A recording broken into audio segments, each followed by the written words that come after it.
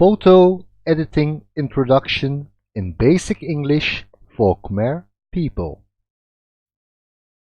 Part 2. How to edit a photo in 4 steps. Hello, class. Today I will be teaching you how to improve a photo in 4 steps. The steps are: Step 1. Composition. Step 2. Tone. Step 3. Color. And Step 4. Sharpness and noise. This is the result after 4 steps. This on the left hand side is the way the photo came out of the camera or your smartphone. As you can see, there's a lot of white here in the sky, and the shadows and the lightness areas are not that good because the subject here in the middle, the gate, you cannot see it very clearly. So we can improve this photo. This is the result after 4 steps on the right hand side. Here you can see there's a little bit more color in the sky, and now you can see clouds over here. Here you cannot see clouds. The subject is also sharper. You can see more of the subject. And I've also changed the colors a little bit.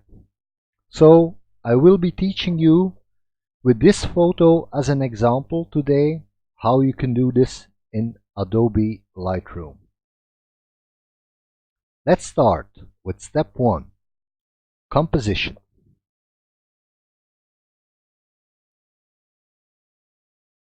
So this is the photo how it came out of my camera. For this photo I was using a Nikon photo camera, but you can also edit photos from your smartphone in Lightroom. In a next video I will be teaching you how you can import photos into Lightroom. Today I will be teaching you the general rules how to edit a photo. So please subscribe to my channel. I will show you at the end of the video how to do this for coming videos. Today we will be talking about general examples how to edit a photo. You will also see the keystrokes I'm using over here. So when you want to have the photo more full screen, so you can see more of the photo, press the letter F. So as you can see, now you can see the whole photo. If you want to return to the Lightroom screen, press the key Escape like this, and then the photo returns. You can also zoom in and out of a photo. So if you click with your left hand mouse button on the photo,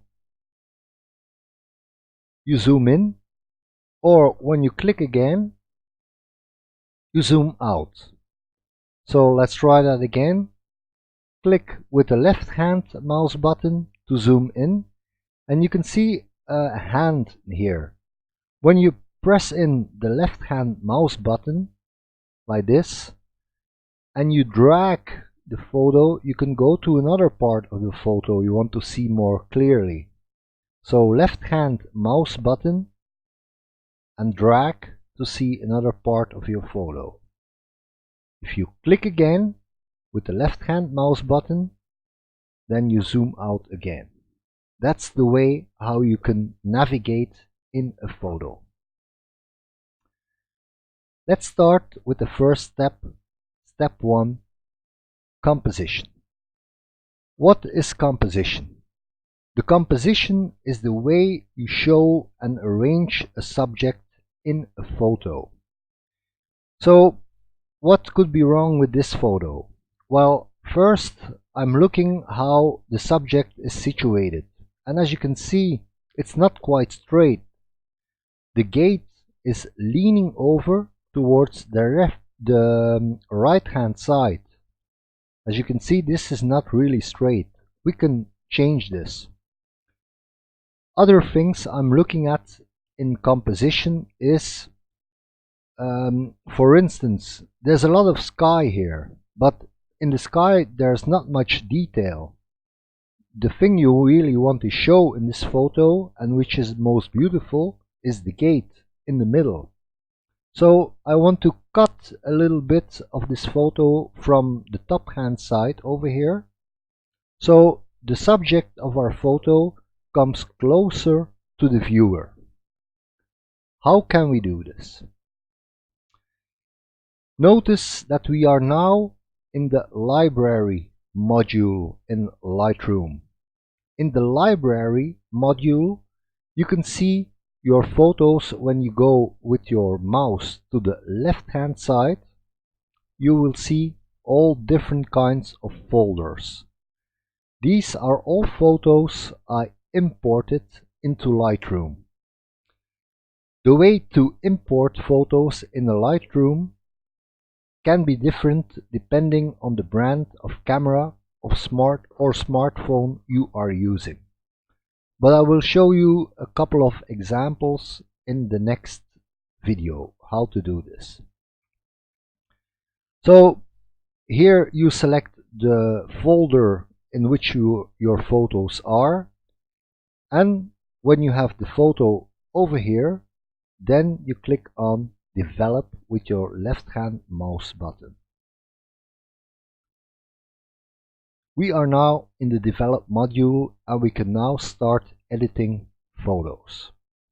So first step, composition. Over here to the left hand side you can see different tabs: basic, tone, color, split toning, detail. When you click on an arrow, you can expand this, so you can see more options. When you click on the arrow again, you see less options. So I advise you to not leave them all open, otherwise the whole column here will be full and it's difficult to see what you are working with. So I always try to keep the arrows like this and only open the thing I'm using. To change the composition, I will be using transform. So click on this arrow with the left hand mouse button, and here we can see different options. I will go a little bit more so you can see better. The most easy thing to do is to click Auto. Then Lightroom will try to correct your photo automatically for you. It can be a good result, it can be a bad result, because a computer doesn't know what is beautiful or not. It can see that, for instance, this is not straight, and it will try to correct this, but it doesn't know I want to show less of the sky. So that part you will have to do manually. What options do we have here? So I want to keep this, I want to straighten this more towards the middle. Here we have the option Rotate. With your left hand mouse button pressed, you can drag this slider. So drag it, and you can see on top of your photo you can now see lines, so it's more easy for you to see if it's straight or not. If you're not sure, you can see you can go over the top, and don't be afraid to experiment, because you can always come back to a photo later on and change the options you have used. So your original in Lightroom is never lost. So now I'll try to straighten the photo so the gate is really straight.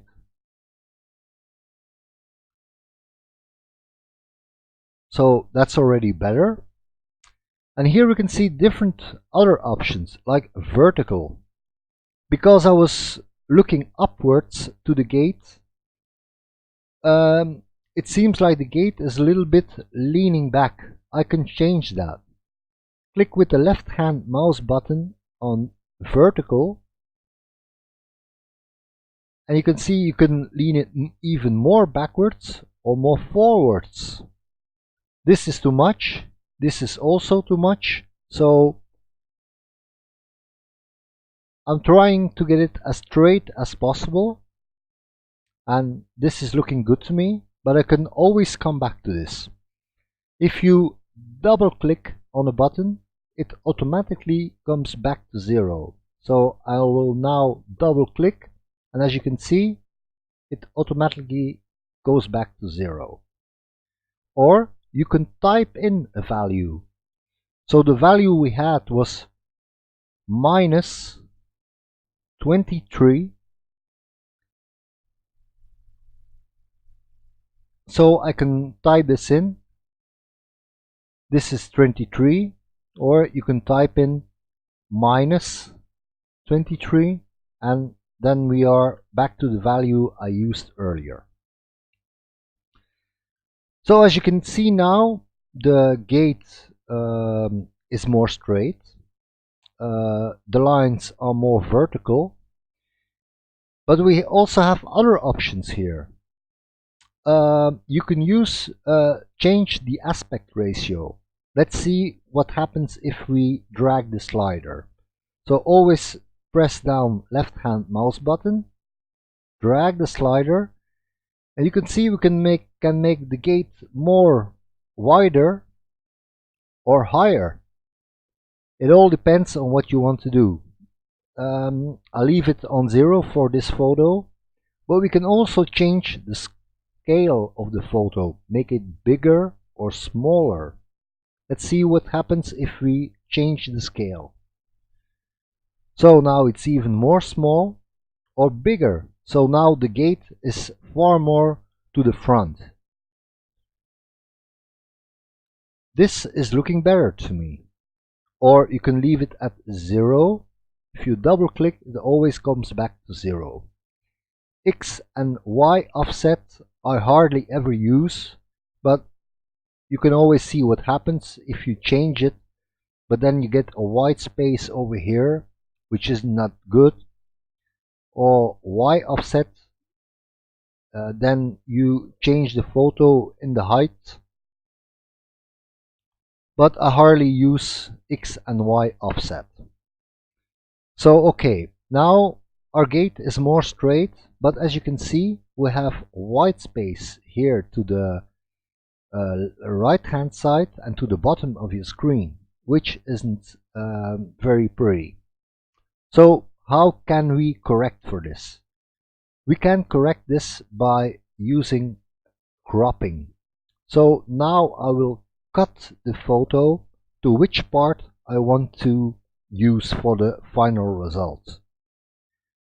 If you go to the top hand side, you see that my arrow is changing into a double arrow, top bottom, and when you press your left hand mouse button, you can drag it down, as you can see, like this. So I don't want to have so much sky in my photo. I only want a little bit of sky, and I want to get rid of this white space. So I will also drag this part, and whatever is here in this square, this is what will be in your final photo. If I go to the left hand side and drag it, I can get rid of this white space, and the same thing to the right hand side. And I can always check here in the middle if my subject is positioned rightly in the middle. So as you can see, there's a little bit of white space over here, a little bit over here. So this way I can make sure my subject is really in the middle where I want it to be. And when you are happy with the result, press enter. So this is the composition I want for this photo. We still have a little bit of sky left, and now the subject is already more central and straight in my photo. But you can always change it afterwards. Suppose you want to make it even more straight, click on rotate, and with the arrow keys, so as you can see I'm now using the left arrow key, you can always change it afterwards. So don't be afraid to experiment. You can always come back to whatever result you liked or didn't like, or start all over again. Your original is never lost. If you would press the reset button over here, I will not do it now, otherwise I will use all the settings I've used. But if you press reset, then you go back to your original photo. So this was the first step, composition. Now we will go to the next step, tone. So what is tone? Tone is the lightness and darkness in your photo. How can we see lightness and darkness in our photo? You can see it over here in the histogram. To the left hand side, these are the dark parts in your photo. And if you click on these arrows, for instance, I will now click on this arrow for the dark part. This everything you see over here means dark part of my photo. And you click, zoom in on your photo, you can see a little bit of blue dots over here. This means this part of the photo is totally black. It's underexposed. It means there is literally no detail there. It's only black. In nature, you will hardly ever see something that's really black, unless it would be the middle of the night and there would be no moon and no stars. Then you would literally have totally black in your photo. But in the daytime, normally you will never see totally black in your photo. So I want to have a little bit more detail over here. And how can I change the tone in my photo? I will show you now. So I'm not using transform anymore. I click the arrow so I don't see it anymore. And now I'll go to basic. Click this arrow. And here you can see the several different options. Exposure, which means how bright or dark is your photo. But you have several different options here. Highlights, shadows, whites, black. So I encourage you to drag these sliders and see what the result is if you drag them. As you can see, the photo, the highlights, I have more detail now in my sky. You can see a cloud here. When the slider was in the middle, you can hardly see the clouds. If you drag whites to the left, you can see the photo is also becoming a little bit more dark, and you can also see it over here in the histogram. So whenever you drag these sliders, you can also see the histogram is changing. Normally, in a good photo, there will be also more information over here, because now you can see either most of the information in our photo is over here to the dark hand side. So for instance this or this, or there's also a little bit of bright information, and that will correspond to this, the sky. But there's not a lot of information over here, so I want to change that to give the photo more detail. The most easy way would be to click auto. So click it with your left hand mouse button, and now Lightroom has automatically changed the settings below. As you can see, Lightroom has added a little bit of exposure. It's now higher. It has reduced the highlights, increased the shadows. So Lightroom will try to do it automatically. However, what Lightroom doesn't know is what is beautiful or not. A computer only mathematically decides how it will change the settings of your exposure, but the result cannot be, for instance, the way you want it. So you can change it. For instance, you can drag in the histogram, and I want a little bit more information here in the middle, because now it's either over here or to the right. But I want to change the midtones. These are called midtones. So these are shadows, these are highlight values, but these are midtones. So let's see what happens if I drag it. The photo is getting a little bit more bright. And now I'll go back to exposure and highlights and see if we can get a better result by doing it manually. So this is a process of trial and error. I cannot say to you, you have to use these settings because they are the best settings. It all depends on the photo you will be working on. Each photo is different. So one photo will be darker than the next. It also depends on what you want to highlight in your photo. So there is no way of saying you have to use these settings or other settings. Always use trial and error and look for the best results for the photo you are working on. So these are the settings I will use for this photo, but for another photo these settings could be completely different. So now I'm looking at the histogram at the top, and I always try no part of my photo is underexposed. If the square is on, it means some parts of the photo are underexposed. So I can drag to this side, and as you can see, now the blue dot isn't showing anymore. So I should have a little bit more detail, but on this video you will probably not see it because YouTube is using compression. So you cannot see as much detail on the YouTube video as I am seeing now on my monitor. I think the sky is a little bit too bright, so you can drag this down with using these sliders, or you can also drag in the histogram. And as you can see, the sky is getting a little bit more dark.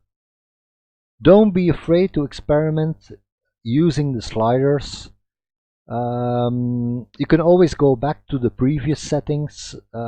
Your original will never be lost. So now I'm experimenting to get the best result possible. And I'll stick to this. There's also another way to change the tone in your photo. It's by using the tone curve. But this is a far more advanced option, which I will be showing in a next video. The next step is tone and color. So we have now done step 2. We're now on step 3, color. When I'm looking at the sky looks a little bit bland. So this should be blue because I took this photo on a blue day, but because the photo is a little bit overexposed, the blue has turned a little bit gray, and you cannot clearly see the clouds also over here. People like blue skies, so we can add a little bit more blue into this photo, and I can do that using the HSL color tab. HSL, it means hue, saturation and luminance. If you click this tab, you can see it over here: hue, saturation and luminance. Luminance means how bright or how dark is a certain color. Saturation means how much blue is there in blue, because there are different types of blue. You can have really very saturated blue. I will show you with an example. For instance, if we go to saturation and you go to the blue slider, click it with your left hand mouse button and drag it to the right. As you can see, this is more saturated, this is less saturated, this is almost gray white, so it's hardly saturated. If you drag it all the way to the right, this is far more saturated. It's advisable to not go too far with these settings, otherwise it will look unnatural. So you can add a little bit of blue, a little bit of saturation, but don't drag it all the way to 100, because otherwise your colors will start to look like unnatural. So for this photo I will be using slightly bit more saturated blue, but can also change the luminance, the brightness of the color. So I want the blue to be less bright than this, a little bit more darker. So click the blue with your left hand mouse button and drag it to the right. So this, if you would drag it all the way over here, this doesn't look good, but a little bit and nobody will think you have changed the color in the sky. The trick is how to make it look natural and beautiful without overdoing it. I cannot say always use this setting for whatever photo or whatever sky in your photo, because once again it all depends on the photo you are working on. You can also change the hue altogether.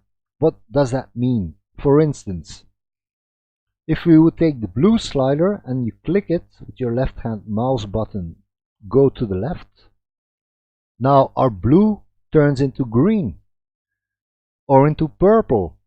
So you can change each color in your photo. In this photo I think the green looks a little bit unnatural. It is too green and too yellow. So if I want to change that, for instance the saturation, I want it to be a little bit less green or yellow. I can also change that. As you can see, it looks a little bit more natural now. And in the greens there's also yellow. So you can also change the yellow slider. So I think this looks a little bit more natural. But photos don't have to look natural. It's an art form that you are using. So if you want to add more green or make it look more like a cartoon or unnatural, that's your choice. These are only general examples. For instance, if you want to change the green in a totally unnatural color, you can also do that. So now it looks more like winter or autumn color. Go with whatever you feel looks best for the photo you are working on, and your taste of what is beautiful or not obviously will be different than what your neighbor thinks is beautiful or not. So I'm using my own judgment here, but please feel free to experiment with whatever photo you are using. And if you have noticed here on the top hand side, by changing the colors a little bit, the luminance values, for instance I have dragged the blue a little bit to this hand, to this side, you can now also see here in the histogram there's more information in the middle of the photo already. So that's also why it's looking already a little bit better, because the information in the photo is more spread out. We have a little bit of dark information, light information, also information in the middle. So in general, we can say that this is already a much better exposed photo than what we started out with. Another way to change the color is if you go over here, basic, here you will see a vibrance and saturation. What does vibrance and saturation do?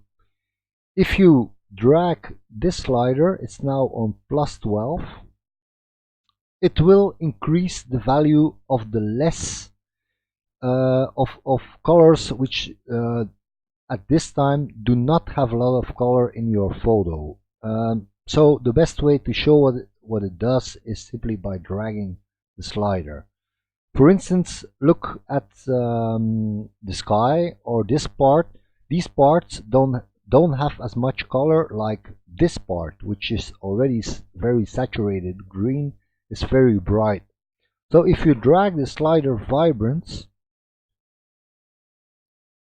as you can see, it will now affect mostly the parts of your photo which aren't that saturated already, and it will increase these values.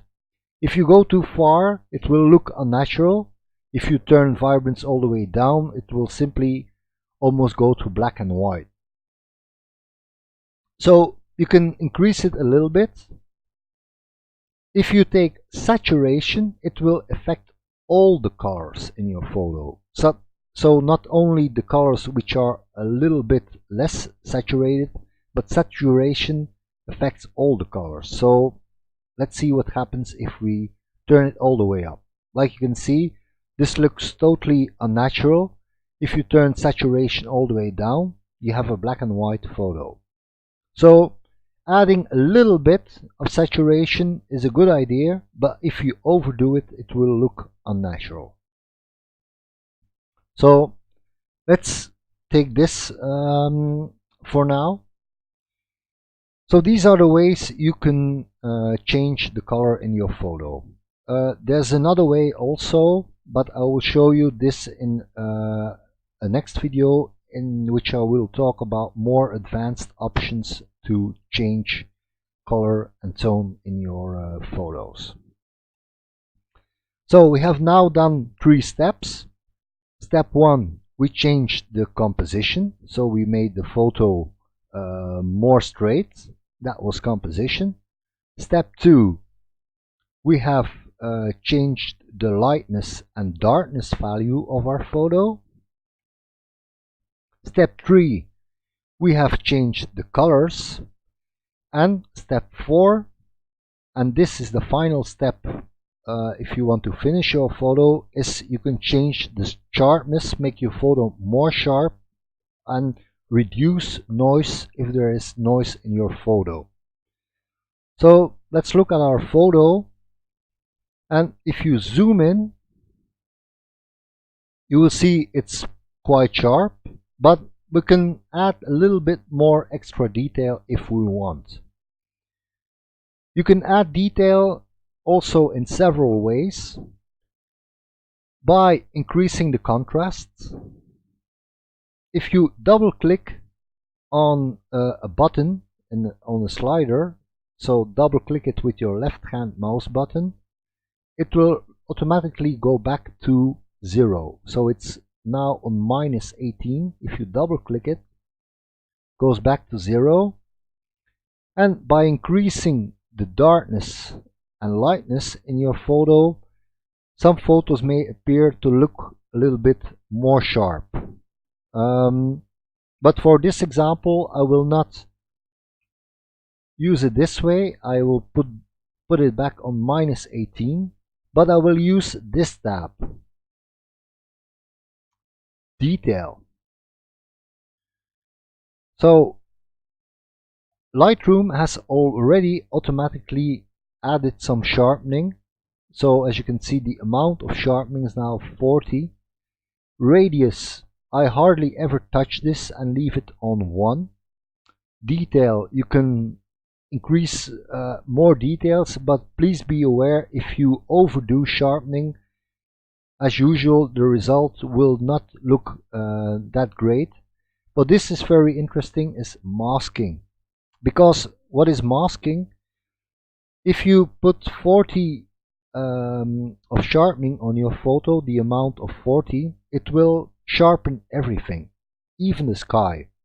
So, but in the sky, because it's the sky is blue and there's only a cloud over here, it will also try to sharpen parts in your photo which don't need sharpening.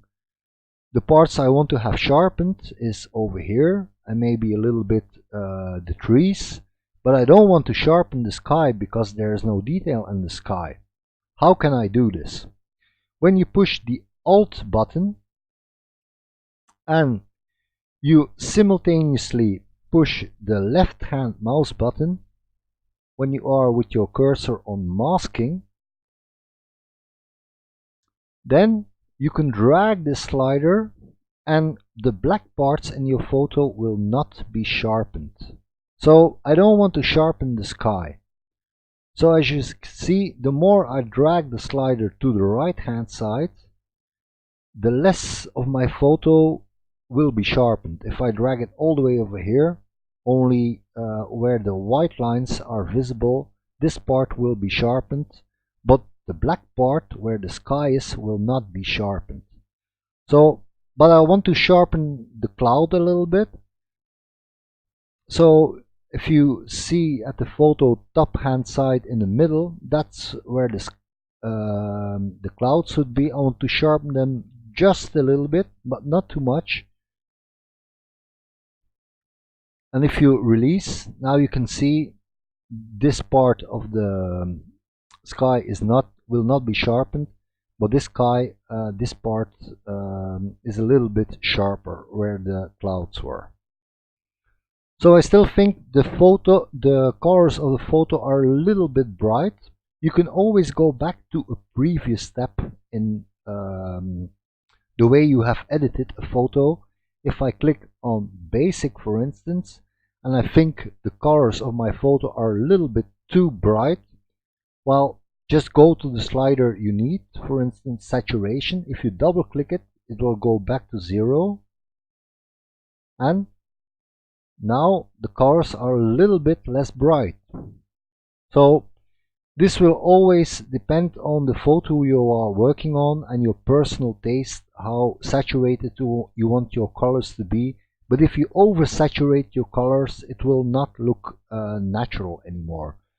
The whole idea of photo editing is mostly to make photos a little bit more beautiful than you would see them in reality with your own eye. But if you make them too beautiful, people know it isn't natural anymore. So it's always like in life, the best way is to find balance with using a little bit of a trick to make photos more beautiful than they were when you were visiting it. But if you overdo it, then people say this doesn't look natural. So we have now done 4 steps. We have sharpened the photo, and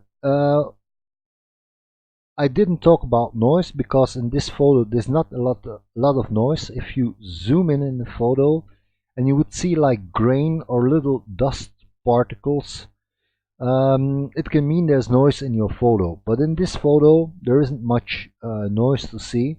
But if there is noise in your photo, you can change this with these values, noise reduction. So I will not use this on this photo because there isn't a lot of noise, but I will teach you one last trick as a bonus for this video. When it comes to composition, this is the main part of our photo. This is the subject. This is what people want to see in this photo. They will not be looking as much to the trees or the bush over here, but this is the main part of our photo. So I want to put a little bit more of emphasis or accent on the middle part of the photo. How can I do this? If you go to Effects and click on this arrow, I can put what is called a vignette on my photo. If you drag this slider, so left hand mouse button, and drag this slider,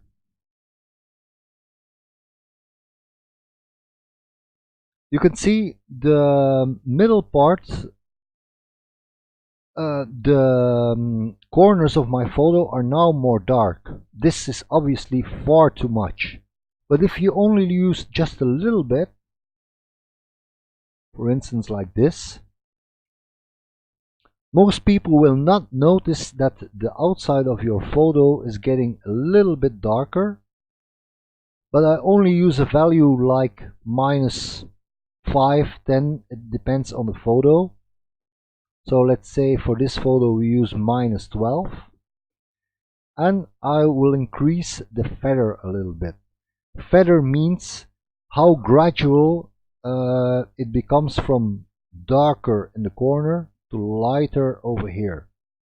So I want to make it a little bit more gradual. Yet again, the trick is to not overdo it. Only use small incrementations. And to show you the difference, let's say I want to put the value amount of the vignette back to 0. Watch the corner part of the photos. As you can see, it's now back brighter. So -10 for this photo, -10. It's a little bit more dark, but if you didn't edit this photo, you would hardly notice it. And that's the way you can put a little bit more emphasis on the middle part of the photo. Suppose you want to go back to step 1. Step 1, composition. You can always go back. For instance, let's say I want to have less sky in my photo. I can go back over here, crop overlay, click it, and I can still drag it down. Now I have even less sky, and I can say I want the subject of my photo even more close. I can cut back a little bit over here. So you can always change it anytime you want. So please don't be afraid to experiment. And when you are done changing, click enter. And now we have even less sky in the photo, and the subject is even closer to us. So I hope you liked this general introduction, how to edit a photo in 4 steps in Lightroom. I'm using these steps because this is a structural way how to edit photos. But in the next upcoming videos, I will show you in more detail and more advanced options how you can even do a better job at editing a photo, because this is only the beginning. Don't forget, you can always push F to see your photo full screen. So as you can see, this is already a much better result than the photo we started with. If you push escape, you go back to Lightroom. So please visit my YouTube channel. Press the subscribe button, press the bell button. So this if you press the bell button each time I publish a new video, you will be notified. And if you liked my video, please press like.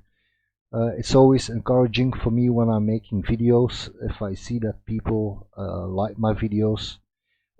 If you have any questions, things which weren't clear when you watched the video, or other subjects you want me to talk about editing photos, Please put your questions below and your comments. I will certainly read them, and whenever I can I will answer or try to explain in the next video if something wasn't clear. Thank you very much for watching, and hope you have a nice day, and hope to see you again at another video on my channel. Bye bye.